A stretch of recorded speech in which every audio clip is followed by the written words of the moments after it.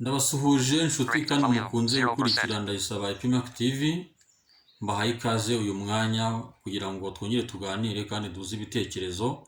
Nongera kwibutsa wowe utarakanda kuri subscribe kubikora none aha ngaha, ndetse ibiganiro byakuryoheye kujya bisangiza inshuti n'abavandimwe kugira ngo turusheho kujya mbere kandi bigere kuri benshi. Nongeye kugaruka uyu munsi rero nifuza ko twaganira ku nsanganyamatsiko ntoya kandi itagoye, ariko ndagira ngo tuganire ikintu tujya twumva bavuga ngo ni nk'umugani bavuga ngo gira so yiturwa indi, cyangwa bakavuga ngo gira neza wigendere, ndetse barongera bakavuga ngo akebo kajya iwamugarura. Ndashaka ngo twifashishe agatekerezo gatoya nigeze kumva, bigeze kutubwira umwana ngo wigeze kurwaza nyina, none igihe nyina yararwariye kwa muganga, ariko umwana abona nta mafaranga yo kugura imiti afite, ngo ajya muri farumasi ngo ajya kwiba imiti. Aho mu gihe ari kwiba imiti ngo baramufashe, mu gihe bamufashe batangiye kumukubita n'iki, ngo haje umuntu ngo abaza icyo uwo mwana bari kumuhora, baramutekereza ukuntu yibye imiti, abaza igiciro cyayo, ubwo wa mwana baba baramwishyuriye imiti arayibona, ajya kuyiha nyina wari urwaye, arangije arataha, nyina aza gukira. Kuko umwana ari mutoya rero ngo yarakomeje akura, ari nako yiga, biza kurangira nawe ngo yize ubuganga, biza kurangira n'amashuri ayarangije abona akazi ajya gukora mu bitaro ngo byari bikomeye. Noneho ngo mu gihe yari ari mu kazi akora avura abantu, ngo haza kuza umuntu urwaye, noneho bisaba ko agomba kuzabagwa, yararwaye ngo indwara y'umutima.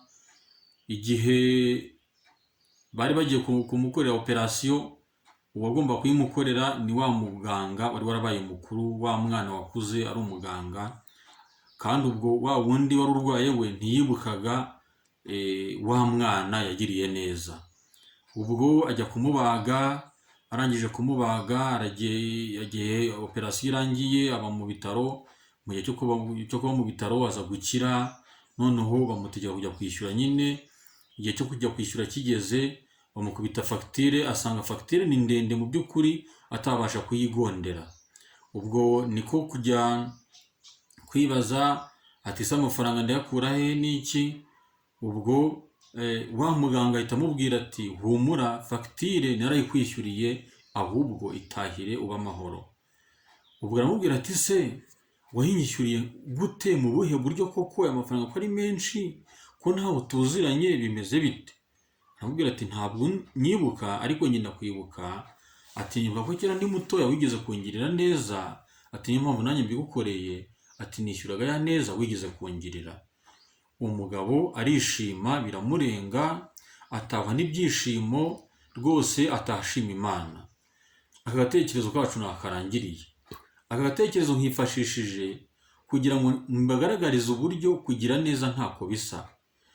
Mu by'ukuri ubuzima tubamo ni burebure, aho tunyura, abo tubana nabo, ibyo dukora n'aho tugenda tunyura ni hanini ndetse ni henshi. Ni byiza yuko icyo tujya gukora cyose tugikora dutekereza ko turiho, ariko ejo dushobora kuzaba tutakiriho. Dutekereza ko uko turi uyu munsi, ejo atari ko tuzaba turi. Ibihe birahinduka, nk'uko baca umugani ngo bucya bucyana ayandi, ndetse uko uri uyu munsi, ejo hari ubwo biba byahindutse. Igihe ukoze ikintu udatekereza ku ngaruka gishobora kugira ejo hazaza, burya bitera ingaruka kuri wowe cyangwa ku bandi bantu. Ni byiza yuko twiga kugira neza mu byo dukora byose, duharanira yuko twahakura imvugo nziza ku bantu, ariko tukahakura n'umutima mwiza twaba tubibye mu bo twagiriye. Icyo ukoze cyose ugaharanira yuko utagibwaho umugayo, cyangwa se ugaharanira yuko abakubonye bakuvanaho inyigisho nziza, bakuvanaho icyitegererezo. Erega hari n'ubwo iyo ugize igikorwa runaka ukora atari wo bigarukira, ahubwo bikazagira ingaruka ku bana bawe uzabyara cyangwa wabyaye, cyangwa n'abandi bantu bazagukomokaho. Udatekereza gusa ngo ese uyu muntu nimufasha iki, we azamfasha ikihe? Ashobora kutakigufasha, ariko akazagifasha abana wabyaye cyangwa uzabyara. Ushobora kugira nabi ukagirira umuntu, ndetse rwose utekereza yuko uwo muntu ari ntacyo amaze kuri wowe, ubona ari umuntu uri hasi yawe ntaho muhuriye, ariko kuko bucya bucyana ayandi ejo akavamo umuntu uri ku rwego rurenze urwo wari uriho, nyamara wari uzi ko ntaho muhuriye. Yavamo umuntu udasanzwe rero, ejo ukazasanga ahubwo muhuye ari wowe umukeneye kuruta uko we wari umukeneye. Icyo gihe iyo abaye umuntu nk'umugome nawe akwigirizaho nkana, nyamara iyo wamugiriye neza, niyo utaba waramugiriye neza cyangwa se akaba akuziho iyo neza, bituma uburyo muri buganire ibyo ari bugukorere, bituma nawe akora yibuka neza ya shusho wigeze kumugaragariza cyangwa se yakubonyeho. Ibyiza rero ni uko twakora dutekereza ejo hazaza, tuzigamira abana turi kubyara cyangwa tuzabyara, tuzigamira abadukomokaho cyangwa abazadukomokaho.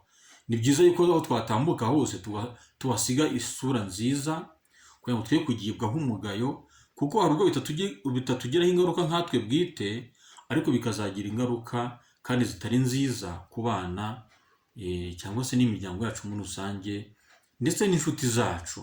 Kuko burya umuntu ni mugari, ntabwo ugomba kwireba ngo wirebe wenyine nkawe nyakamwe, ahubwo reba n'abakuzengurutse.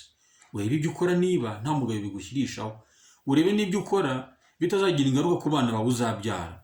Hari ubwo usigara uri ruvumwa mu maso y'abantu, uwo mugayo ukazajya no ku bana uzabyara, bigatuma abana baho batambutse batambukana ipfunwe, batambuka bububa, nta jambo bafite muri rubanda, nyamara nta cyaha bakoze, ahubwo icyaha kiva ku babyeyi bawe, kiva ku babyeyi be, bo barahemutse, igihemu kikabakurikirana, nyamara nta ruhare babigizemo.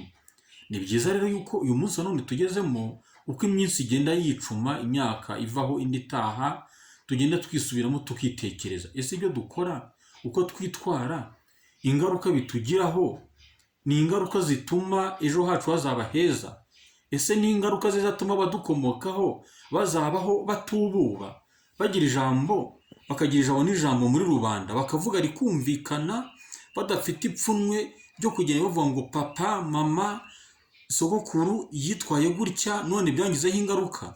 Ni byiza yuko buri wese yitekerezaho, nyaboneka tukisuzuma, uko imyaka ishira natwe tukagenda duhindura imimerere n'imitekerereze n'imigenzereze yacu. Reka ne kurondogora rero mvuge byinshi, insanganyamatsiko yacu yari iyi ngiyi, kandi buri wese ayitekerezeho, abyumve, kandi bigire icyo bidufasha mu mibereho yacu ya buri munsi. Ndabashimiye rero kuri iyi tariki, ndabashimye, Imana imuhe umugisha, kandi tuzasubira ubutaha twongera kungurana ibitekerezo, ndetse nifuza yuko mwajya mu bitekerezo by'insanganyamatsiko nziza mwumva twaganiraho, twungurana ibitekerezo, kugira ngo isi yacu turusheho kuyigira nziza kuruta uko twayisanze. Ndabashimiye rero, mukomeze mubane n'Imana kandi mugire ibihe byiza. Imana ibahe kuramba no kuramuka. Murakoze. Stop recording button.